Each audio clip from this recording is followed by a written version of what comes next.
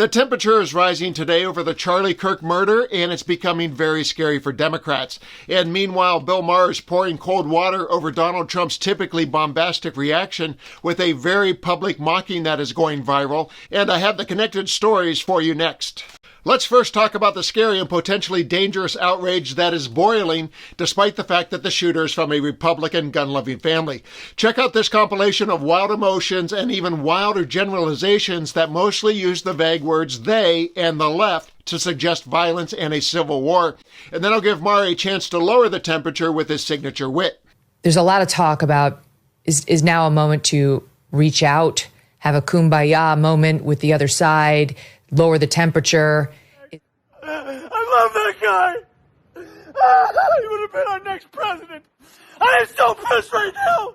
Why do they always come with fucking violence? Gosh, damn it. And this video is for the liberals. It's war, mother. We're coming for you.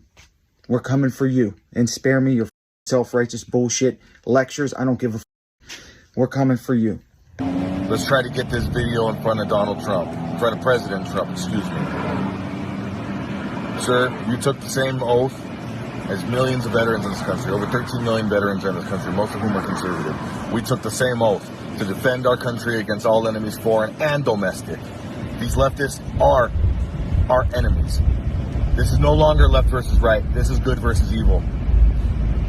You have, give or take, 3 years left.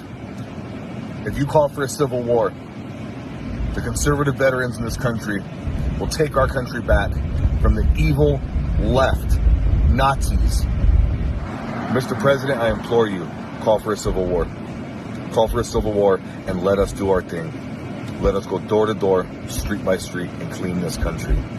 There is a domestic terrorism movement in this country. These are radicalized people. There is a domestic terrorism movement in this country.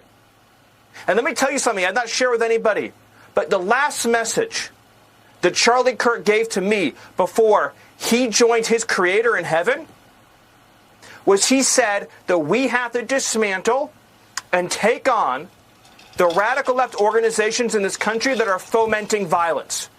So Stephen Miller, who would not get a high-profile political advisor job with that bizarre demeanor under anyone of influence except Donald Trump, and many unhinged private citizens with phone cameras have declared the so-called radical left responsible for Charlie Kirk's death. Is that true?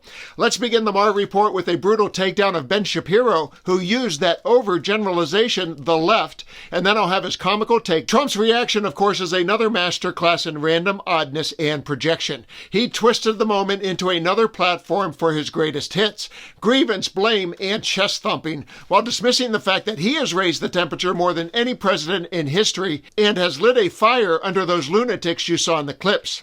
The sad reality is, Trump has trained his base to expect nothing more than dramatic fodder that feeds their emotional and perhaps dangerous souls. If he didn't serve up the rage, they would think he's weak. If he did call for calm, they would dismiss it because it would violate their conditioning. So he sticks to the script of division because he knows pouring gasoline on it works.